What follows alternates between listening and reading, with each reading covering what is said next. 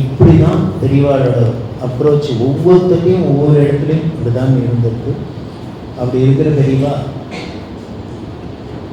ஒருத்தர் காலங்காலத்தால் வந்த பெரியவா உட்காந்து தரிசனத்துக்கா எனக்கு சன்னியாசம் கொடுக்கணும்ங்க. பெரியவாளுக்கு ஆச்சு என்ன காலங்காலத்தால் திடீர்னு வந்து இவ்வளோ வேதாந்தம் ரெகுலராக வர மடத்திருப்ப பரிச்சயமானவர் தான்.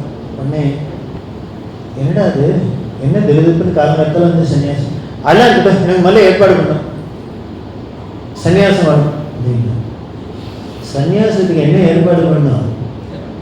ஏதோ அப்பனை கூப்பிட்டாக்க தலையை மட்டும் அடிச்சானா காவேரியை கூப்பிட்டா சன்னியாசம் அவ்வளோதான். முக்கியம்னா வேணும் வாழைமரம் வேணுமா தோரணம் கட்டணுமா என்ன பண்ணணும்? மடத்துலேயே தான் காக்காயிரம் எல்லாம் ஸ்டாக்கில் தான் இருக்குது. இப்படி எவ்வளோ அவசரமாக சன்னியாசம் வாங்கிட்டு என்ன காரணம் நான் தெரிஞ்சுக்கலாமா? போகும்போது என்ன கொண்டாட்டி பிள்ளை குழந்தை வீடு வாசல் கொடுத்தணும் நன்றி கிட்ட அப்படின்னு பெரிய பார்த்தா இது காலங்காலத்திலே நல்ல டாபிக் தான் வந்து. உடனே ஏண்டா உன் ஆண்டையானு தான் மடத்துக்கு வந்துருக்கா, உன் பிள்ளை இல்லாமல் தான் வந்துருக்கான், எல்லாரும் ரொம்ப நல்லவா தானே, என்கிட்ட அவ்வளோ பக்தியாக இருக்காருன்னா இது கோவம் இருக்கு. போகும்போது இங்கே வரத்த எல்லாரும் ஆடுவா, ஆற்றுல வந்து பார்க்கணும் அப்படின்னா ஐயோ அவ்வளோ பொல்லாதவன் முடியாதோ என்ன பண்ணுறான் படுத்துறா அப்படின்னா இல்லை இன்னும் காலங்காலத்தில் என்னன்னு காஃபின்னாக்க கோச்சிக்கிறாங்க. காத்தால எழுந்து காப்பி கொடுக்க மாட்டேன்னு சன்னியாசம்னா அவ்வளோதான், எல்லா ரத்மாவும் வர வேண்டியதான். இன்னும் தெரியவாசனா ஏன்டா அவ தானே காரியமாக இருந்திருப்போ கைகாரியமாக இருந்திருப்போ, நீ இன்னும் கேட்க வேண்டியதானே வாயில் உனக்கு என்ன நான் பல் தேய்ச்சிட்டேன் காப்பி கொடுக்குறேன்னு கேட்டால் கொடுக்க போகிறா, அதுக்காக சன்னியாசம் அப்படின்னா இல்லை வந்து நான் 4 மணிக்கே எழுந்தின வயசாகிடுது தூக்கம் ஆக மாட்டேங்குன்னு 4 மணிக்கே எழுந்துடுறேன் அப்படின்னு. சரி எழுதுக்கோ நல்லது தானே அப்படின்னா அவள் என்ன 6 மணிக்கு தான் எழுந்திருக்கிறா அப்படின்னு. அவளுக்கு தூக்கம் கொடுத்து வச்சிருக்கா தூங்குறா, உனக்கே இருக்குல்ல. இவர் என்ன பண்ணுறாரு 4 மணிக்கே எழுந்திருக்கிறாரா, குறுக்கே நடிக்கும் போய் அவள் அதுக்கப்புறம் முல்லை எழுந்துன்னு பாலை காய்ச்சி காப்பி கொடுக்கறதுக்குள்ளே எட்டி பார்த்தாக்க கோவம் வந்துடுது மாமிக்கு. ஆயிடுத்தானா டிகாஷன் இறங்கினா தானே ஆகும். அதனால மாமி வள்ளுன்னு விழுந்தா இவருக்கோ இப்போ குட்டி போட்ட பொண்ணு மாதிரி வந்து இருக்கூடாது, காப்பி ரெடியானா ஹாலுக்கு வரும், போய் மரியாதையாக உட்காருங்கோ. இப்போ காப்பியை குடிச்சிட்டு என்ன ஆஃபீஸ் பழ போகிறதா என்ன ஏங்கோ வள்ள அப்படின்னு அவ கத்துறா. சரி அப்புறம் சரி காப்பி தான் வரலையா, அதுக்குள்ளே பேப்பரை படிக்கலான்னு பேப்பர் எடுத்தால் குள்ளே என்னங்கிறான். அப்பா பேப்பர் வந்தோடனே நீங்கள் வச்சுக்கூடாதீங்க, இந்த ரிட்டையர் ஆனாலும் பேப்பர் படிக்க ஆரம்பித்தா அவ்வளோதான். இந்த இண்டூலேருந்து மங்களம் வரைக்கும் நான் ஆஃபீஸ் போகிறதுக்குள்ளே அது ஒரு பிளான்ஸ் பார்த்துருப்பாங்க. இப்போ நீங்கள் அவசரமாக என்ன பண்ண போகிறேன், ஆற்றுல தானே சும்மா இருக்கு, அதனால மொல்ல பாருங்க அப்படின்னு அவனே பேப்பர் எடுக்கிறான். சரி இப்போ காப்பியும் இல்லை பேப்பரும் இல்லை, குளிக்க போகலான்னு உள்ளுக்குள்ளே போனால் மாட்டு பண்ணீங்க. அப்பா இப்போ இருக்கிற ஒரு பாத்ரூம்ல நீங்கள் போய் கொண்டு விடாதீங்க, உங்களுக்கு என்ன அவசரம், எங்களுக்குலாம் வேலை இருக்குது, அவர் ஆஃபீஸ் போகணும், குழந்தைகள் ஸ்கூலுக்கு போகணும், அதனால நீங்கள் கடைசியாக குளிச்சா போய் உட்காருங்கோ அப்படிங்கிறா. இப்படி ஆற்றுல அத்தனை பேரும் என்னை விரட்டி அடிக்கிறார். ஏன் சுதந்திரமாக ஒரு காரியம் பண்ண முடியல. கேட்டால் எல்லாரும் ஒன்றையும் ஒன்று சொல்கிறா, என்னென்ன நீ ரிட்டையர் ஆகி சும்மா தானே இருக்கும் உனக்கு என்னன்னு கேட்குறா. அது ஒரு பெரிய ஹர்ட் ஆகிடுது. இன்னைக்கு நான் ரிட்டையர் ஆகி சும்மா உட்காந்துக்கிறது எல்லா கண்ணையும் வெறிக்கிறது, நான் இன்னைக்கு ஓடி சம்பாதிச்சு வாழ்க்கைலாம் கொண்டு போட்டீங்க அப்போ தெரியல, நான் இப்போ உட்காந்துக்கிறது தான் வாழ்க்கைலாம் பாரமாக இருக்குது. அதனால இந்த நன்றி கெட்ட ஜனங்களுக்காக இத்தனை பண்ணினேன், அதனால இது வேண்டவே வேண்டாம், இனிமேல் சன்னியாசம் தான். பெரிய நல்ல காரணம், நான் ஏதானே நீ தானே பகவத்கீதை கிளாஸ்க்கு போய் வேதாந்த கிளாஸுக்கு போய் தான் சன்னியாசம் ஆக்கணும்னா இந்த காப்பி கிடைக்கல, பேப்பர் கிடைக்கல, பாத்ரூம் கிடைக்கலங்கிறதுக்காக சன்னியாசம்னா மனம் விட்டுரும். பார்த்தா உடனே சரி வந்து நான் ஒன்று சொல்கிறேன், அது பண்ணி பார்க்குறியா அப்படின்னு. மாட்டேன்னு சொல்லணுமா? பெரியவா எதை சொன்னாதான் நான் தட்டியிருக்கேன், கேட்குறேன் எதை சொன்னாலும் அப்படின்னு. நீ எத்தனை மணிக்கு எழுந்திருக்கிற? கரெக்டாக அது தூக்கம் வர மாட்டேங்கிறதா, 4 மணிக்கே எழுந்துடுவேன் அப்படின்னு. அவள் எத்தனை மணிக்கு எழுந்திருக்கிறான்னு? அது பால்காரன் பெல் அடித்தா தான் எழுந்திருப்பா, 6 மணிக்கு தான். அப்போ இந்த 4 மணிலேருந்து 6 மணி வரைக்கும் பாத்ரூம் ஃப்ரீயாக இருக்கும். இதை பார்த்த கிழவரை பாரு அப்படி வர. ஆமாம் நீங்கள் பிராதஸ்நான விசேஷம்னு சொல்லியிருக்கு, அதனால நீ என்ன பண்ணு, ஏந்தினோன்னு பல்ல தேய்ச்சோன்னு ஸ்நானம் பண்ணிவிடேன், குளிச்சிடும் அப்படின்னா. அப்போ மாட்டு கொண்டு வர மாட்டாடோ இல்லையோ போட்டிக்கு, குளி. அதுவும் சரிதான். குளிச்சுட்டு என்ன பண்ணுறது அப்படின்னு. காப்பி 6 மணிக்கு தான் வரும், நம்ம அடியாவுக்கு வர்றோமா என்ன காப்பிக்கு? ஏதோ ஆஃபீஸ் போகிறதே தான், நல்ல குடும்பத்தில் பிறந்திருக்க, உங்கள் அப்பா தாத்தா எல்லாம் அப்படி தான் இருந்தா. நீ ஏதோ உத்தியோகத்துக்கு போனேன், உத்தியோகத்துக்கு போகிறதே தான் அவசர அவசரமாக ஆஃபீஸ் போகிறது 24 காயத்ரி 12 காயத்ரின்னு பண்ண வேண்டியிருந்தது. இப்போவும் டைம் இருக்குது, அதனால என்ன பண்ணு, 4 மணிக்கு ஏந்தினோன்னு பல்ல தேய்ச்சி ஸ்நானம் பண்ணிவிட்டு சஹஸ்ராவர்த்தி காயத்ரி பண்ணேன். அதுக்கு எப்படியும் 1 மணி நேரம் 2 மணி நேரம் ஆகும்.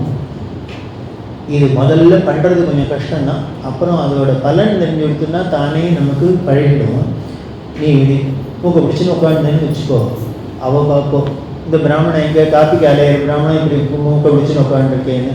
உடனே அவள் என்ன பண்ணுவோம், காப்பி கடை முடிஞ்சாதான் அடுத்த சமையலுக்கு போக முடியும். உடனே காப்பி போகும்போது மூக்க பிடிச்சிருந்தது, இந்த காப்பியை வயலில் ஊற்றிக்கோ அப்படின்னு வைப்போம். இப்போ குடியே, இப்போ காப்பிக்கு காப்பி ஆச்சு, காயத்ரி காயத்ரி ஆச்சு பாரு. அப்புறம் என்ன பண்ணுறது, நல்ல பூஜை இதெல்லாம் பண்ணியிருந்த குடும்பம் தான். அதனால நீ என்ன பண்ணு, பூஜை போ, நல்ல சுவாமியெல்லாம் இருக்கு, ஆத்திர பஞ்சாயத்தனம் பூஜையை பண்ணு. நீ 100 கிராம் சமக்கம் எல்லாம் தெரியும் உனக்கு, பண்ணு. பண்ணிட்டு ராமாயணமோ பாகவதமோ ஏதோ ஒரு பாராயணம் பண்ணுறதுன்னு வச்சுக்கோ. அதில் ஒரு 2 மணி நேரம் செலவழிஞ்சதுன்னு வச்சுக்கோ. 6 மணிலேருந்து 8 மணி வரைக்கும் பூஜை உள்ள உன் காரியம் ஆகிடும். இந்த ஆற்றுல இருக்கிறவா உள்ள வராத ஒரே இடம் அதுதான். இந்த காத்தால அமக்களத்தில், ஏன்னா ஆற்றுக்கார ஸ்கூலுக்கு அனுப்பணும், குழந்தைகளுக்கு உடனே ஸ்கூலுக்கு அனுப்பணும், ஆற்றுக்கார ஆஃபீஸ்க்கு அனுப்பணும். இந்த பூத்தில் அவள் என்ன பண்ணுவான்னு, இந்த பூஜை பக்கம் வரத்துக்கெல்லாம் அவளுக்கு டைமே கிடையாது. அதனால் உன் பக்கமே வரமாட்டா, திரும்பியே பார்க்க மாட்டா. எல்லாம் ஆச்சா, எல்லாம் உன் பிள்ளையும் ஆஃபீஸுக்கு போய் குழந்தையிடம் ஸ்கூலுக்கு போய் எல்லாம் ஆச்சுன்னா மாமியாரை மாட்டு பொண்ணும் சமையல் மேலே முடிச்சுட்டு அப்போ தான் ஹான்னு ஹாலில் உட்காருவா. அடுத்தது என்ன பண்ணுன்னு, நீ சாப்பிட்டா தான் அவள் சாப்பிட முடியும். அதனால உடனே மாட்டு பொண்ணு என்ன பண்ணுவோம், அப்பா சூடாக இருக்கிறதே 1 ரூபா சாப்பிடுவோம் அப்படின்னு உடனே உனக்கு பறிஞ்சு சாதம் போடுவோம். நீ ஏதோ ரொம்ப மாட்டு பொண்ணு பிரியமாக போகிறான்னு நினச்சி விடாது, அவள் சாப்பிடணும், அதுக்காக இந்த கிழவனை விட்டுட்டு தங்க முடியாதுன்னு சாப்பிடு. சாப்பிட்டு அதுவும் ஆயிடுதுன்னு வச்சுக்கோ. இப்போ அனாதையாக ஹிந்து பேப்பர் கிடக்கும் ஹாலில். இப்போ உட்காந்து பாராயணம் பண்ணேன்னா அது என்ன பிரம்ம முகூர்த்தத்தில் தான் பார்க்கணும்னா. இந்த ரிட்டையர் ஆன வழக்கு என்ன பேப்பர் எடுத்தோன்னு முதல்ல அபுச்சேரி காலத்துக்கு போவா. ஏதாவது உபன்யாசம் பார்த்தானா 10 நாள் இருக்கும். அதனால அதில் இருக்கிறது யாரோ இருக்கா யாரோ இருக்கா என்னமோ ஆக போகிறது, நீனும் நானும் ஒன்றும் திருத்த போகிறது இல்லை. அதனால அது ரொம்ப ஊர் ரொம்ப மொள்ளதான் படி. என்ன பிரம்ம முகூர்த்தம் என்ன இருக்கு, படி. வயசான உடம்பா சீக்கிரம் இருந்துலையா, பேப்பரை சாப்பிட்டு படிச்சின்னா தூக்கம் வந்துடும். சீக்கிர தூங்கு, ஏந்திரு, காப்பியை கொடுப்பா குடி. உன் பேரன் பேத்திலாம் ஸ்கூல்லேருந்து வரும், நீனும் படித்து உத்தியோகம்லாம் பார்த்துருந்தோம். அந்த குழந்தைகள் இருந்ததுன்னா ஏதானும் ஹோம்ஒர்க் இருக்கா, நான் ஏதானும் சொல்லி தட்டுமா, ஏதானும் 2 காரியம் நான் கற்றுக்கோ பண்ணு. எங்கேயாவது இப்போ தான் வாக்கிங் போகணும் கேக்கிங் போகணுங்கிற வெறுமனை இன்னுமே 1000 மாட்டின்னு நாயை திருத்தி சுற்றுறதுக்கு ஒரு கவாலியை 4 பிரதட்சணம் பண்ணு, எங்கேயாலும் போய் கோவிலையும் பிரதட்சணம் பண்ணு. போகிறதே மாட்டு கொண்டு கேடு, அம்மா நாளைக்கு கறியாக எதாவது இருக்கா, நான் அப்படியே வாங்கிட்டு வரமான்னு கேடு. உடனே சொல்ற வேறு நம்ம அடுத்த வாழ்க்கை ஏதாவது ஒரு உபகாரம் பண்ணணும்னு வச்சுக்கோ. அவள் நீ ஏன் சும்மா உட்காந்துருக்கு, சும்மா உட்காந்து கறிக்க மாட்டான். அதனால் நம்மள்கிட்ட தான்டா இருக்கு, அவள்கிட்ட குறையில்லை. நம்ம இருக்கிறபடியே இருந்துட்டோம்னா, அட்ஜஸ்ட் பண்ணிட்டோம்னா அவளை தானே நம்மள்கிட்ட பிரியமாக தான் இருக்குதா. அப்படி பண்ணி பாரு அப்படின்னா. இப்போ இவருக்கு இந்த அட்வைஸை கேட்குறதா இல்லை முதல்ல அப்பையிலேருந்து சன்னியாசம் எதுதான் புரியல. இப்படி சொல்லிகிட்டே இருக்கிறது இதுவும் பண்ணலாம், என்ன பண்ணுன்னு புரியலன்னு இப்படி சொல்கிறதையே புள்ள அங்கேருந்து வந்தான்.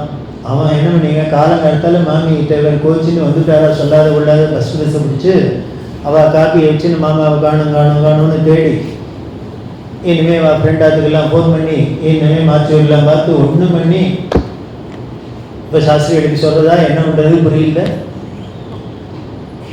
அதனால் என்ன பண்ணான்னு பிள்ளைய அமிச்சா, போய் பெரியவாழ்க்கையானு கேட்டுவா என்ன பண்ணணும், ஃபர்தராக என்ன பண்ணணும்னு புரியலன்னு. அதனால் அவன் ஆஃபீஸ் லீவ் போட்டு வரான். வந்தாக்க காரை எடுத்துன்னு வந்தால் 2 கிழவாலுமே இங்கே உபன்யாசம் நடந்துருக்கு. அவன் அப்பாவை பார்த்தோன்னா பெரியவாட்டு அப்பா அதான் பெரியவா சன்னதிங்கிறது. அப்பாவை காணுமே, என்ன பண்ணுறதுன்னு தேடலான்னு வந்து அப்பா இங்கேயே உட்காந்துட்டு இருக்காரு. அப்பாவை காணும்னு காத்தாலேருந்து அம்மா காப்பி கூட குடிக்கல, ஒரே அழுதுன்னு உட்காந்துருக்காருன்னாரோ இல்லையோ இவர் அவ்வளவுதான்.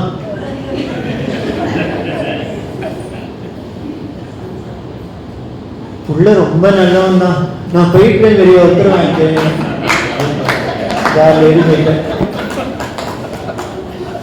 பெரியவா பேக் மாதிரி பார்த்துருக்காங்க, இதை நம்பிட்டு காட்டாது நம்ம மட்டும்.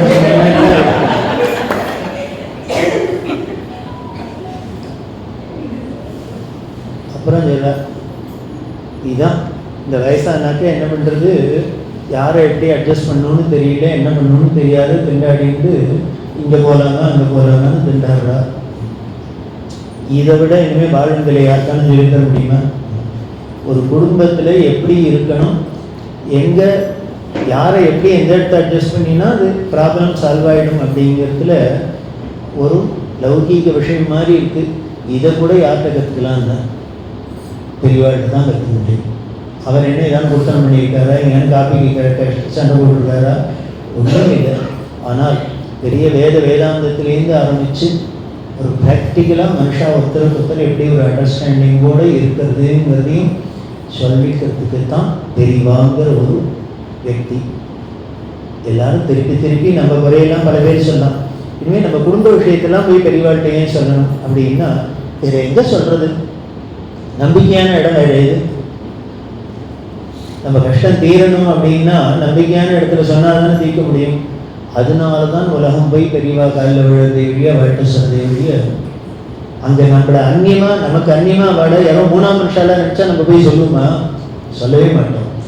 நம்மளா பெரியவாளை மடத்தை நினைக்கிறதுனால தான் நம்மளால் போய் நம்ம எல்லா விஷயத்தையும் அவளோட பகிர்ந்துக்க முடியாது. அவளும் அழுக்காத அத்தனைக்கும் நமக்கு விதாஞ்சலாம்.